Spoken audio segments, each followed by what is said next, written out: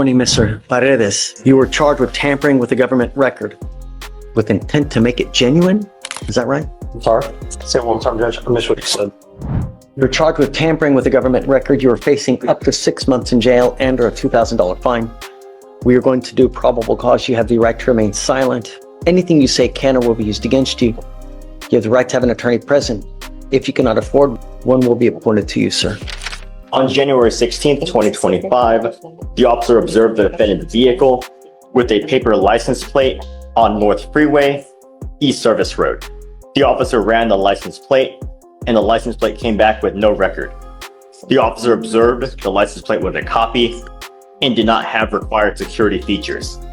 A traffic stop was initiated, and the officer made contact with the defendant, the driver of the vehicle.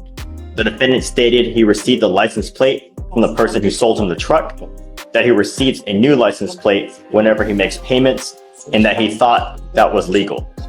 The defendant stated he did not have insurance on the vehicle, and the officer ran the VIN and discovered the motor vehicle to be salvaged. The officer also found the vehicle had never been registered and had never had a state inspection. The defendant provided a dealer tag receipt for the license plate, listing him as a purchaser.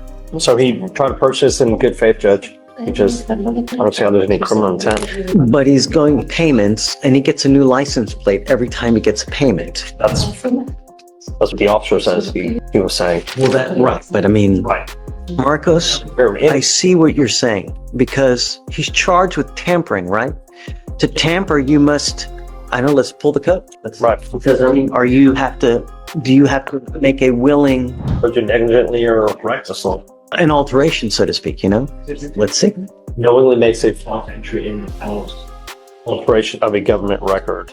A person commits, if he knowingly makes a false entry in or false alteration of a government record, makes, presents, or uses any record, document, or thing with knowledge of its falsity with intent that it be taken as a genuine government record.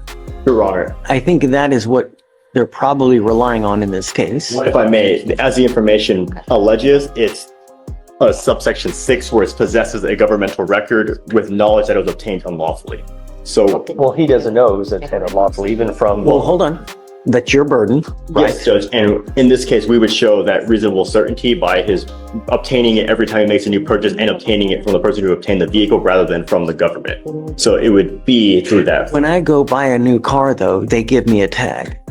You know what I mean? So at some point, yes, you're supposed to get something like a plate from a state, from the state authority, right? They give you the license plate, but here, They give you the paper plate, and you assume that they're going to do all the paperwork behind the scenes. They send it to the government, to the state agency.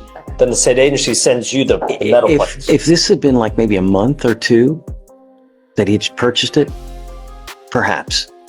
But if we're talking that he's had this car for like a year, then I think that's reasonable. I don't think that's a reasonable argument to make. So, And I don't know how long. and this car purchase? Let me see, Your Honor.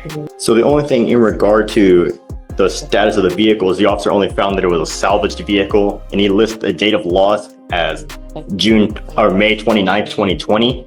So I don't know if that's when the defendant obtained it or that's just No, when that was salvaged at that Yeah, so time. that's So the at that only- point, you can't even drive the car because it's salvaged, right? right, and It's that's salvage the title, but date that the officer provides. So so information you we have a have. copy of the tag? Let me see. So the buyer's tag lists an expiration date of February 5th, 2025 and lists the vehicle as a 2007 Chevrolet, and it doesn't list. It should say like a date of purchase, right?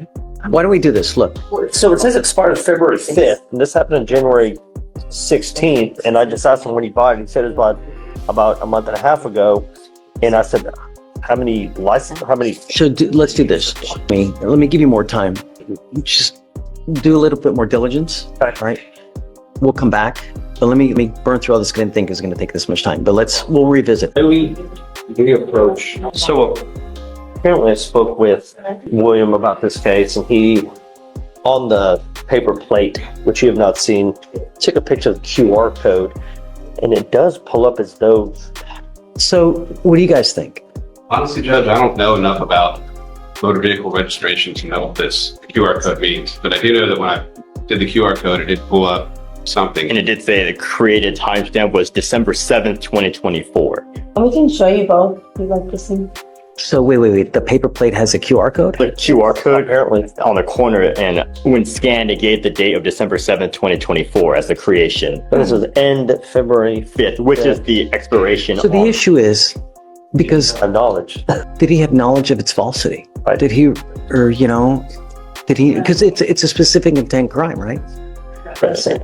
And after Googling what a paper plate does look like, it looks exactly like it's supposed to. It's a little wrinkled, but that doesn't really All right, so I'm going to find no probable cause then. You can judge. All right, guys. All right. Okay. Thanks, Marcos. Thank you.